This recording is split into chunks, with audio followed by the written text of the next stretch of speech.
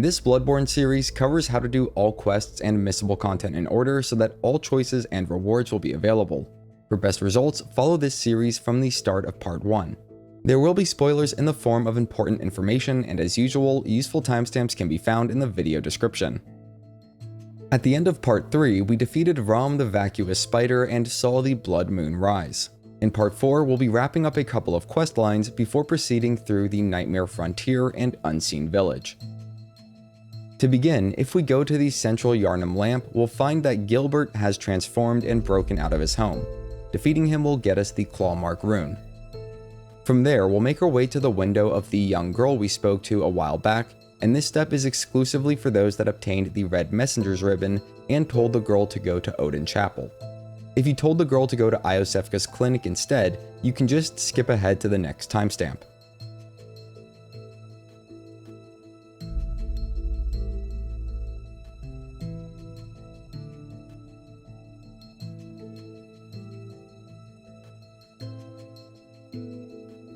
The girl NPC will have been replaced by her sister, and we want to hand over the Red Messenger ribbon. Even though we no longer see it in our inventory, it will still be an accessory option at the Messenger Bath in Hunter's Dream. If we want to get a second red ribbon in our inventory, we can go defeat the boar in the sewers again for another. That aside, we will hear the girl's sister talking about the Red Messenger ribbon as we leave the window side. To finish this questline, we can reload the game and go to the bottom of the nearby ladder. Pause until after doing that to avoid spoilers. The end of this bitter questline will reward us with the White Messenger ribbon. Now let's go finish the questline of Eileen the Crow.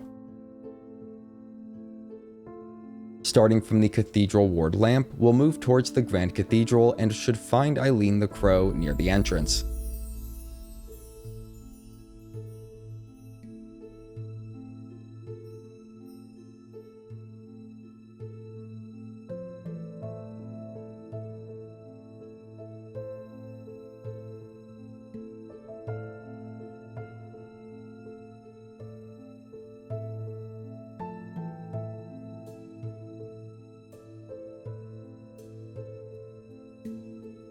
Speaking through Eileen the Crow's dialogue near the entrance of the Grand Cathedral will get us the wait gesture.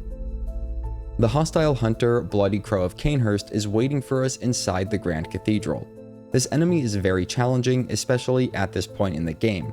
However, if we kite them towards the bottom of the staircase in the cathedral, it sort of messes with their tactics and makes them a lot easier to defeat.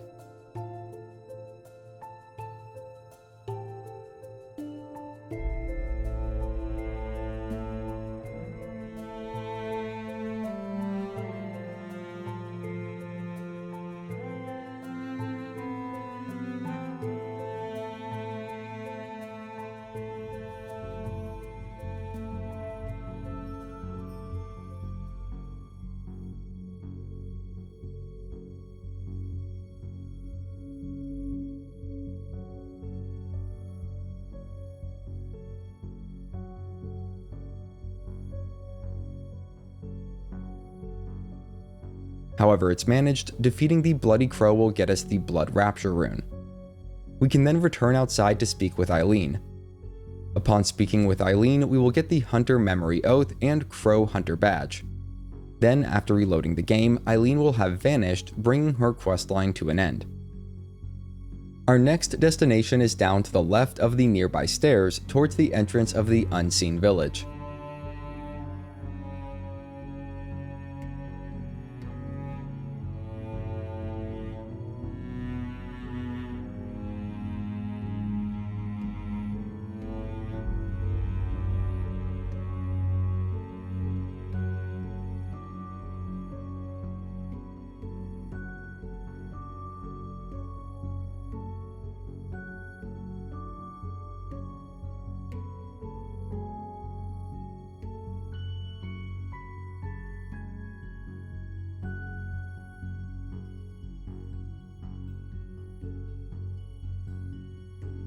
Making sure that we are at full health, we can stand beneath the amygdala near the entrance of the Unseen Village.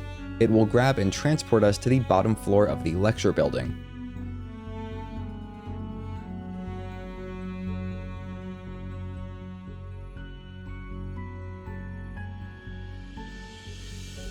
There are a few tasks we must complete as we make our way through the bottom portion of the lecture building. First, we can run across the hall to speak with Patches through a locked door. A lot of people accidentally attack Patches on their first playthrough because he looks like an enemy mob, not a normal NPC. They call him Patches the Spider. Just keep that all in mind while following this guide, as we do not want to attack Patches or else we will be unable to complete his quest. Next, we will go into a lecture theater to grab both the lecture theater key and student uniform set. We can then use the key that we just got to unlock the lecture theater on the other side of the building and open a series of doors that lead back towards the lamp, grabbing the Augur of Ebrietas along the way. As a quick aside, the slime scholars in the lecture theater serve as one of the best sources for farming blood echoes, especially once we get strong enough to start one-shotting them.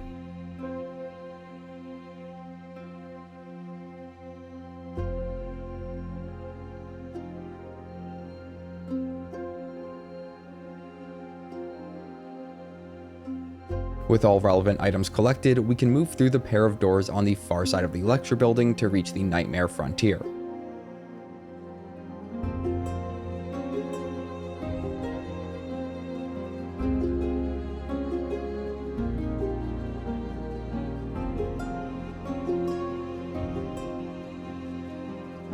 There's a bit of backtracking and complicated navigation we need to do in the Nightmare Frontier, and I highly recommend getting a few Bolt Hunter's marks from the Merchant and Hunter's Dream.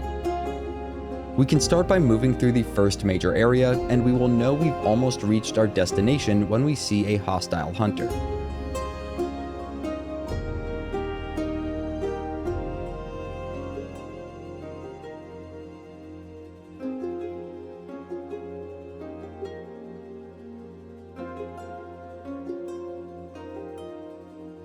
Moving past them and up on the ridge to the left of the poison swamp will lead us to the fading Lake Rune.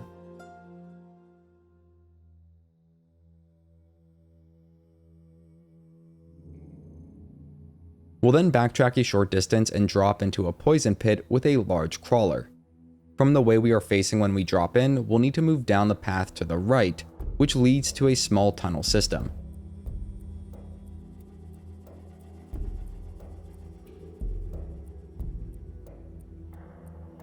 We need to keep our health topped off here in anticipation of the Winter Lantern enemy, which causes rapid frenzy buildup. Even after defeating the Lantern, frenzy may still continue to build up for a while, so we just need to keep our health topped off to avoid an unnecessary game over. At the back of the cave system is our reward, the Messenger's Gift.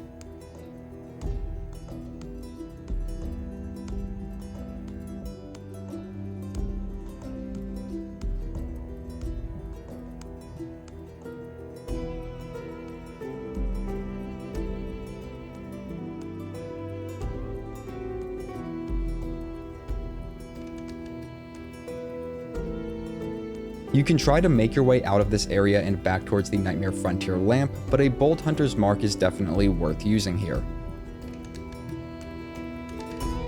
Back at the lamp, we'll move along a similar path as before. This time, however, when we see the hostile hunter, we will go down a path to the right instead. Also, you may see Patches the Spider hanging around on a cliff ledge in the near future, but do not shoot at him.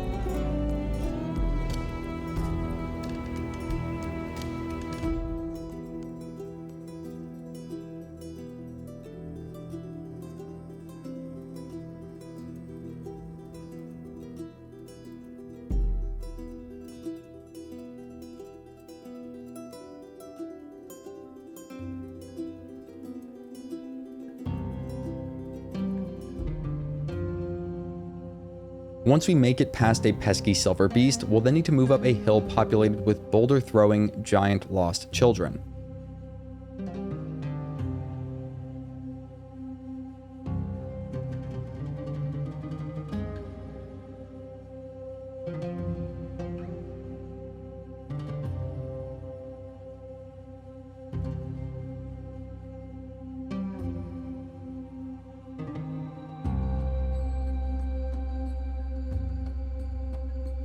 Moving through a short tunnel, we can stand on a tilted tombstone to open a shortcut, then go back up it and across the bridge to the right. This is where we need to not harm Patches the Spider. You'll see him keeping a close eye on an item near a cliff edge. We also do not want to go and grab that item, as doing so will result in a short cutscene in which we are pushed off the ledge. Instead, we will first go down through the nearby tunnel and to the right to grab the Clockwise Metamorphosis rune. We'll then go past a giant lost child and down to a new area to get the stunning Deep Sea rune.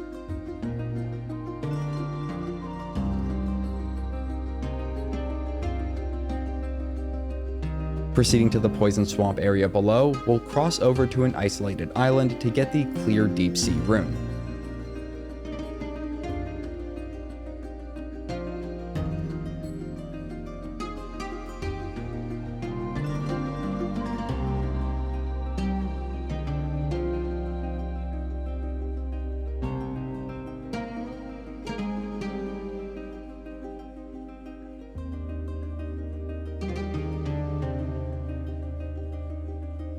We can then drop back down and move along the swamp with the wall to our left.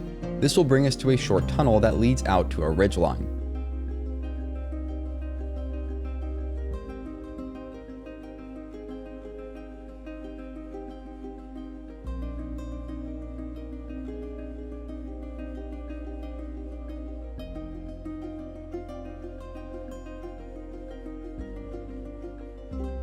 There is another winter lantern here, so we will make sure our health is topped off before dealing with it.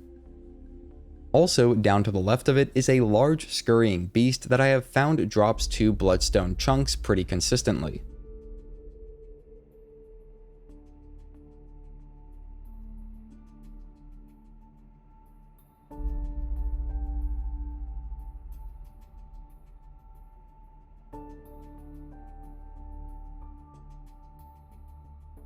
Let's go open a shortcut lift that leads back to the Nightmare Frontier lamp, as this next part is precarious and can easily result in death.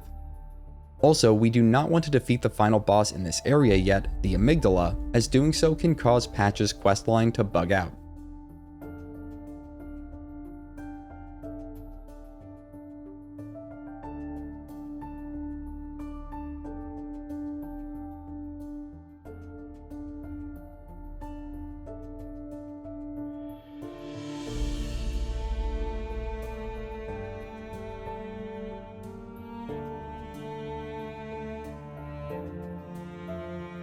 After activating that shortcut lift, we can move back towards the ridgeline and go down to the left to reach a large tunnel system.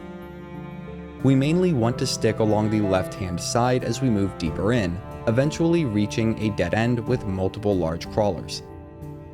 After defeating them all, we can go grab the Great Deep Sea rune. That's all we're going to do in the Nightmare Frontier for now.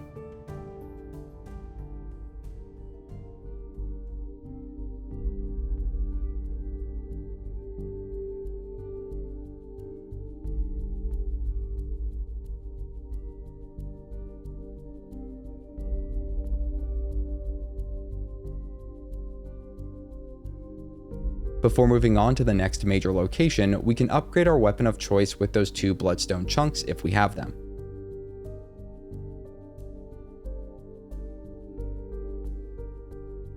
Next up, we are going to tackle Yahar'gul Unseen Village. Starting from the first lamp, we'll go down the stairs to the right to grab the Iron Yahar'gul helm.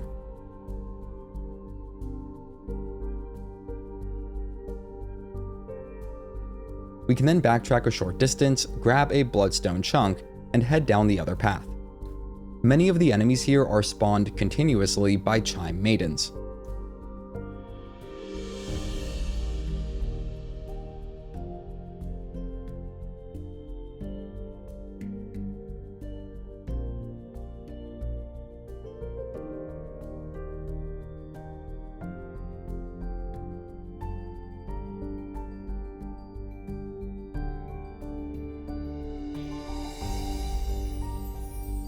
Moving the long way through the second interior space, we'll grab the Air rune, then open a couple of shortcuts before proceeding deeper into the village.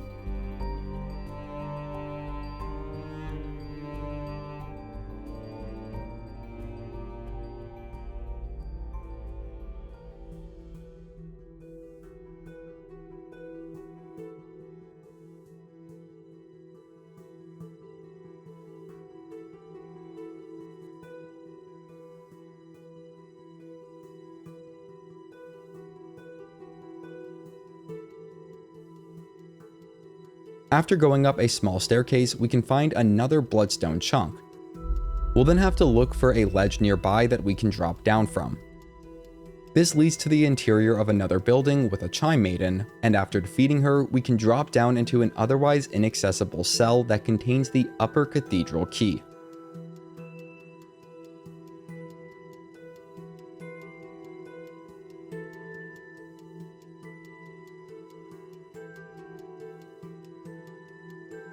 Exiting out the nearby door, we'll open a chest to grab the tiny Tonitrus, then move back towards where we grabbed our last bloodstone chunk.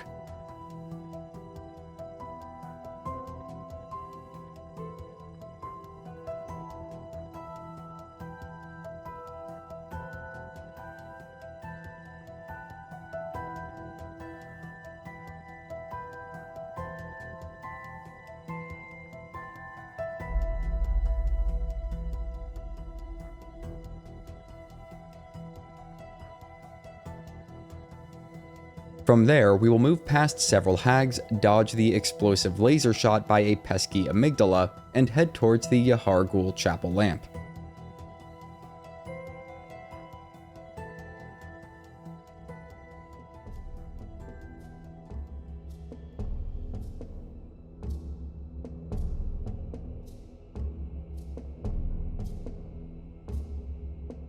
You may have noticed that the Hypogean jail lamp no longer works, and the reason why will become clear soon.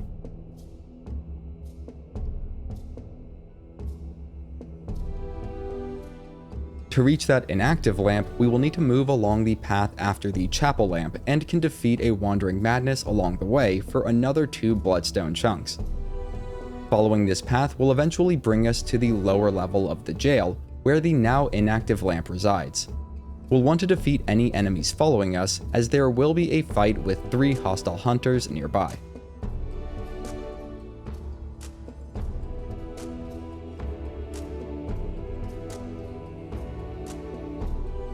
For whatever reason, I had a really hard time with these 3 hunters. I found the best method of dealing with them was to fight them one at a time. This can be accomplished by kiting them around the circular staircase, which tends to put them in a single file line. Just be sure to watch out, as 1 or 2 of them might split up and go around the other way to come at you from behind. The good news is that if we even defeat one of them before being defeated ourselves, they will not respawn, so we can then come back and fight the remaining 2 or 1 hunters. The items they drop will spawn wherever they normally spawn if we die before picking them up. The most important item to get is the Clawmark rune.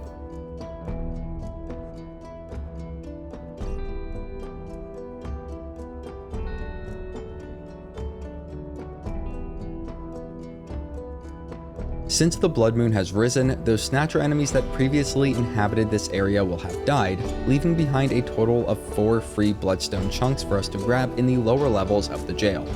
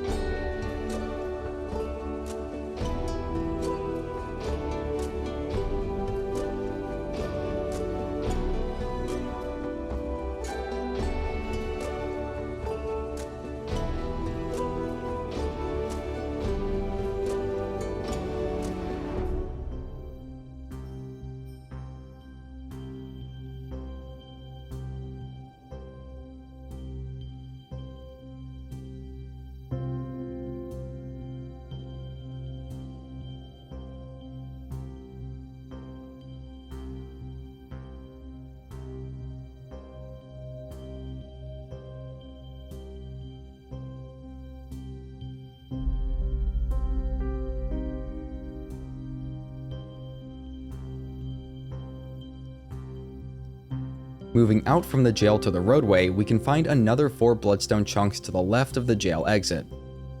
We just need to watch out for the undead amalgams, which are capable of dealing heavy burst damage.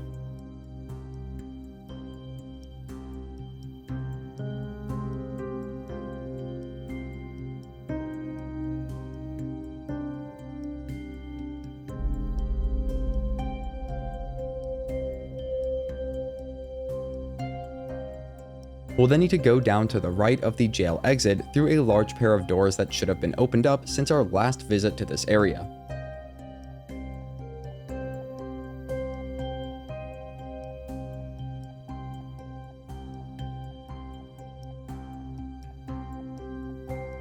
Sticking to the left side of the street, we can go up a staircase, cross over a bridge, and dart past a scourge beast to a glowing pool that serves as a teleporter.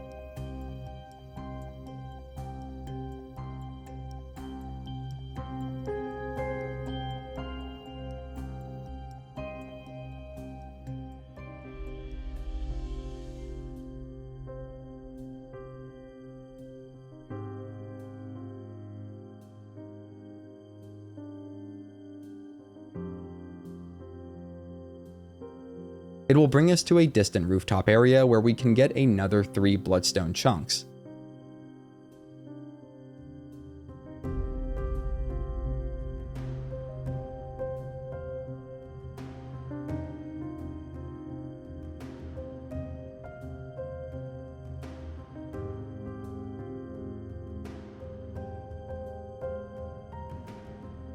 We can then make our way over to an elevator shaft, drop down and activate the lift, riding it all the way up.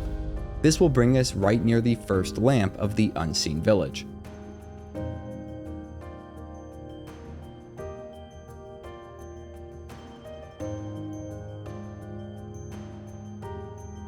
We should have more than enough bloodstone chunks at this point to upgrade our weapon of choice all the way to +9. This is also a good opportunity to spend our blood echoes and level up. Since my vitality was finally at a comfortable level of 40, I decided to boost my damage output a bit by investing into the strength stat. Also, a quick reminder that if you are really in need of more blood echoes for leveling up, you can go farm those slime scholars in the lecture building.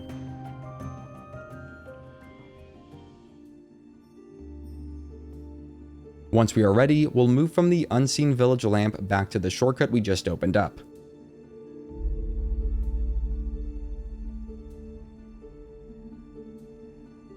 We need to step off the elevator when it is passing the opening near the rooftops. We can then run over to the glowing pool and use it to get back near the Hypogean jail.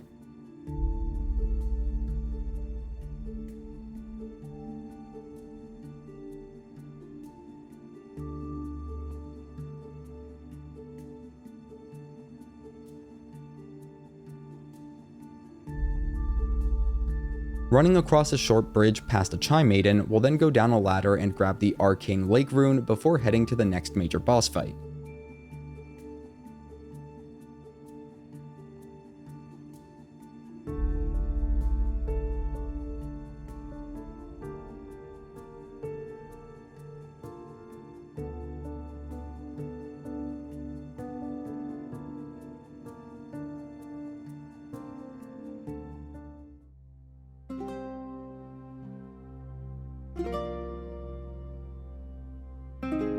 You can pause now if you want to fight it blind.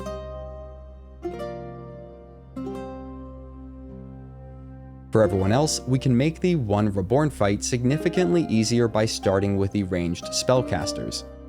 Going up the staircase to the right of the boss, we can then quickly take down each caster before returning to the ground level.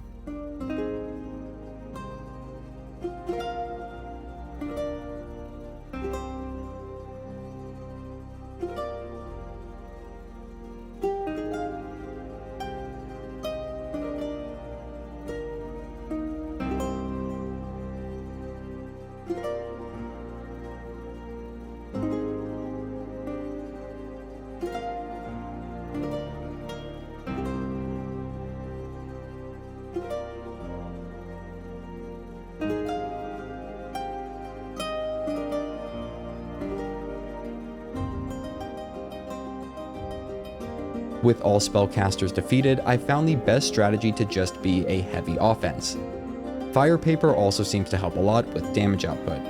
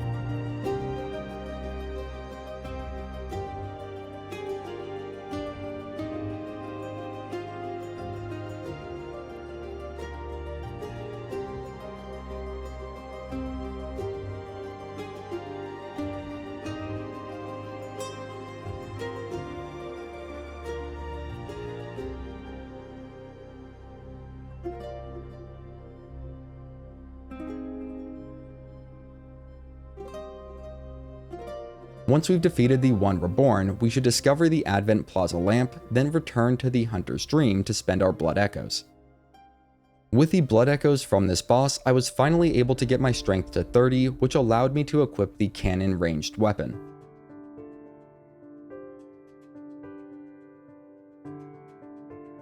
Returning to the Advent Plaza, we can then proceed forward and interact with a mummy to reach the top floor of the lecture building.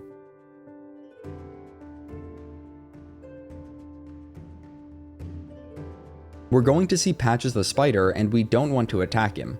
He looks a bit unsettling, so make sure you don't attack him in surprise. Going to the far right corner of this area, we can head down a ladder by a church giant to reach the locked room with Patches. And again, there are no threats to attack in this room.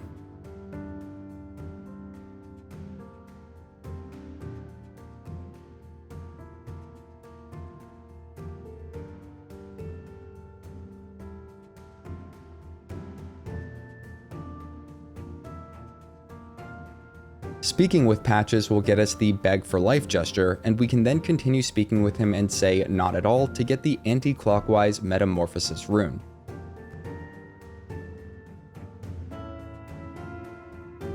We'll want to open the nearby door for future use, then head back up the ladder and through the door to the left as we reach the top of it.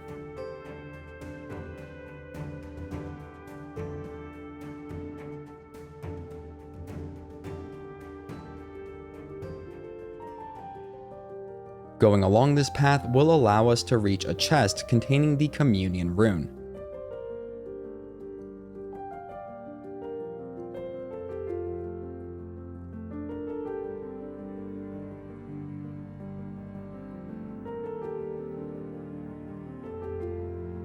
Backtracking a bit, we can go through a pair of double doors near the church giant to reach the Nightmare of Mensis.